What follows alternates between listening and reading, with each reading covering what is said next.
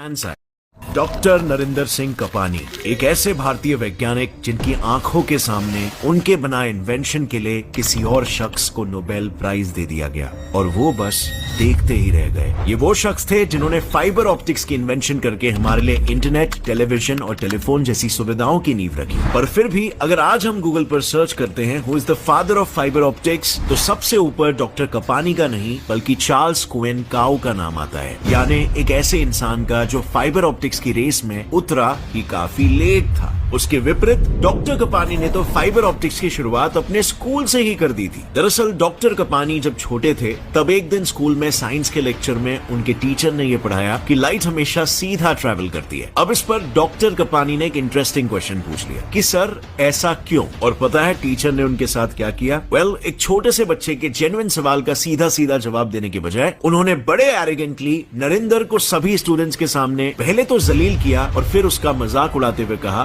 कि एक काम कर, आगे तू उसे बेंड करके दिखा दियो, अभी जा बैठ जा। अब टीचर के ऐसे बर्ताव से डॉक्टर कपानी उस वक्त बैठ तो गए क्योंकि आखिर करते भी तो क्या। पर उस दिन उन्होंने ये ठान लिया कि बस इस इंसान ने सबके सामने मुझे जलील किया है, अब तो मैं लाइट को बेंड करके दिखाऊंगा। और फिर क्या था, इसी पल से शुरुआत हुई फाइबर ऑप्टिक के पहले अध्याय की। अपने इस पहले अध्याय में अपने चैलेंज को पूरा करने के लिए पहले तो उन्होंने आगरा यूनिवर्सिटी में बीएससी की डिग्री ली और उसके बाद फिर कुछ सालों के लिए देहरादून में स्थित Indian ordnance factory services IOFS में जॉब पर लग गए। और ये बाय द वे बात हो रही है भारत की इंडिपेंडेंस के जस्ट कुछ साल पहले की, जब उनका मानना था कि ये IOFS इंडियन मिलिट्री के लिए बाइनोकुलर्स वगैरह जैसी कई अनगिनत ऑप्टिकल इंस्ट्रूमेंट्स बनाती है। सो यहाँ पर अगर कुछ समय काम कर लिया तो लाइट से संबंधित एक अलग ही पर्सपेक्टिव भी मिल जाएगा, प्लस मैं अपने अल्टीमेट गोल की दिशा में अपने अगले कदम के नजदीक भी पहुंच जाऊंगा, वो कदम जिसमें उन्हें हायर स्टडीज के लिए इंग्लैंड जाना था। लेकिन यही करते वक्त उन्होंने एक इंपॉर्टेंट चीज को ऑब्जर्व किया। देखो,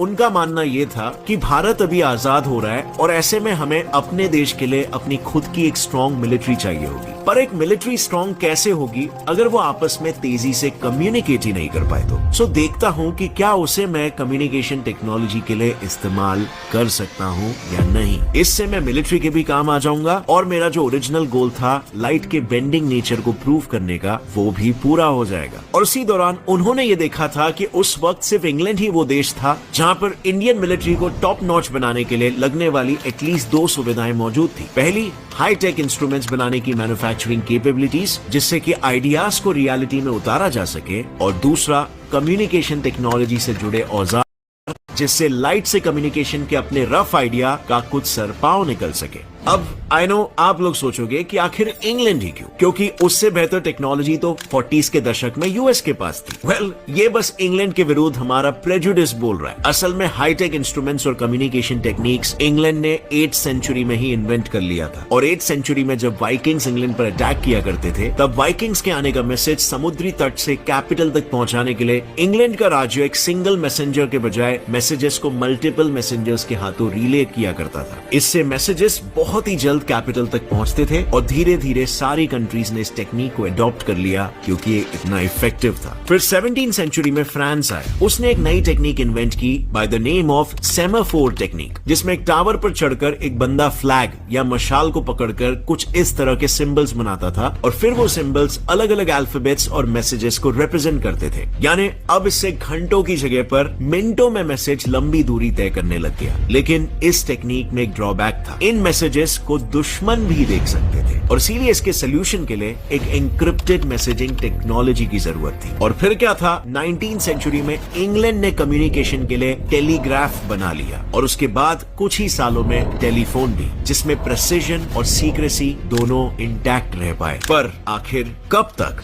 जर्मनी के अनुसार एनिग्मा मैसेजेस को ऐसे एन्क्रिप्ट या लॉक किया करता था कि उसे अनलॉक करने के लिए की या simply perfect combination of settings अगर इंडिया जैसे देश की पूरी पॉपुलेशन मिलकर भी डिकोड करने बैठे ना, तो भी उसमें करीब 1000 साल लग जाएंगे। इतना पावरफुल था ये। इसका मतलब समझ रहे हो, ये मशीन जिसके हाथ में वॉर उसके मुट्ठी में। And this was true at least तब तक जब तक किसी के हाथ में बॉम्बे ना हो, क्योंकि बॉम्बे दुनिया का वो पहला आर्टिफिशियली इंटेलिजेंट कंप्यूटर था जिसे एनिग्मा के टक्कर में एक इंग्लैंड के इन्वेंटर ने उतारा था। ये कंप्यूटर बेसिकली इतना पावरफुल था कि एनिग्मा के कोडेड मैसेजेस को महज 20 मिनट में डिकोड कर लेता था। सो अब आप समझ जाओ डॉक्टर कपानी ने इंग्लैंड को ही क्यों चुना, क्योंकि सारे नेक्स्ट लेवल इन्वेंशंस इंग्लैंड में ही हो रहे थे। वो सीधा कम्युनिकेशन टेक के मास्टर्स से ही अपनी मास्टर्स की डिग्री लेना चाहते थे और इसीलिए भारत के आजाद होते ही 1947 में डॉक्टर कपानी इंग्लैंड चले गए। वहां के prestigious college imperial college of London में अपने गोल की तरफ आखिरी कदम बढ़ाने के लिए, बिकॉज ये वही कॉलेज था जहां पर डॉक्टर कपानी के साथ दो चीजें घटी। एक तो उन्होंने फाइबर ऑप्टिक्स बनाने का यहाँ पर एक मौका पाया और दूसरा यहीं पर उन्होंने अपने ही कॉलीग से दुर्भाग्यवश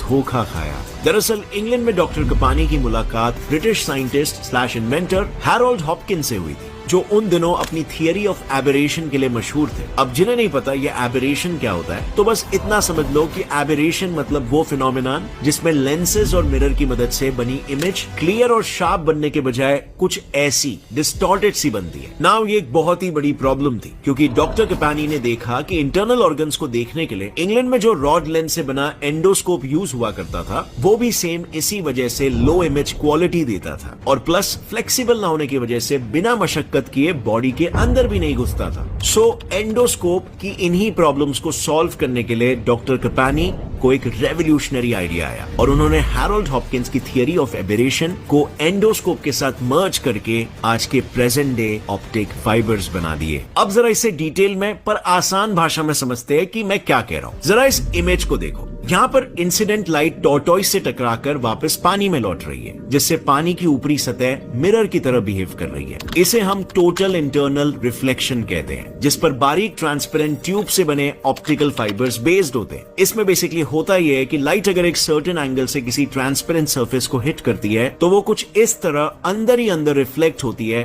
और दूर तक ट्रैवल करती है। Simple, right? Well, not exactly. एक प्रॉब्लम है यहाँ पर। TIR के लिए इंसिडेंट लाइट रे का एंगल एक क्रिटिकल एंगल से ज्यादा चाहिए होता है, बिकॉज क्रिटिकल एंगल नॉर्मल और इंसिडेंट रे के बीच का वो एंगल होता है जिसके लिए रिफ्रैक्टेड लाइट 90 डिग्रीज का एंगल बनाती है। अगर ऐसा नहीं किया तो रिफ्रैक्शन की वजह से हर टकराव पे कुछ लाइट ऑप्टिकल फाइबर के बाहर लीक हो जाएगी और लाइट में एनकोडेड इंफॉर्मेशन दूसरे एंड तक पहुंचेगी ही नहीं। प्लस अगर एक ही लाइट रे में इतनी प्रॉब्लम है तो मल्टीपल रेस कैसे भेजेंगे? और बस यहीं पर डॉक्टर कपानी ने एंट्री मारी। देखो, आपके 12 मेगापिक्सल के कैमरे में 12 मिलियन टाइनी RGB सेंसर्स पूरे सीनरी के कलर डिटेल्स को कैप्चर करते हैं। अब ऐसे में सपोज अगर आपके कैमरा के सारे RGB सेंसर्स एक सिंगल बड़े RGB सेंसर में कंबाइंड होते तो आपको ये इमेज कुछ ऐसी दिखाई देती, पर बिकॉज आपके कैमरा में RGB सेंसर्स इतने ज्यादा होते हैं वो इमेज पहले ऐसी और फिर ऐसी नजर आती है। यानी सिंपली पुट, ज्यादा सेंसर्स मतलब हायर रेजोल्यूशन। और बस फिर क्या था, डॉक्टर कपानी ने यही लॉजिक ऑप्टिक फाइबर्स में भी अपनाया। उन्होंने एक थिक केबल के बजाय ढेर सारे बालों जितने पतले ग्लास फाइबर्स लिए और उनका एक बंडल बनाया जिससे उन्हें फ्लेक्सिबिलिटी के साथ साथ